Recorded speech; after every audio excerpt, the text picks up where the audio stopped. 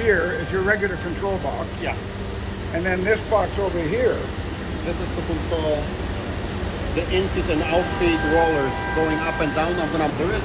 Here is a space for the readout, which I never installed, but I have the readout and all that, which shows you the width.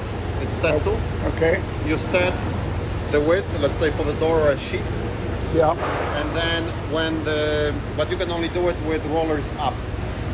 Okay. Then you bring the sheet on. It comes to stops. Here is a stop, right? When it's up, here is a stop. It comes to this point, up against these bearings. Okay. Okay. And then you lower it down onto the suction cups. Okay. And then you turn on the pump, and they go way below the suction cup, so you can work around the edges, the top, and all that stuff. Okay. And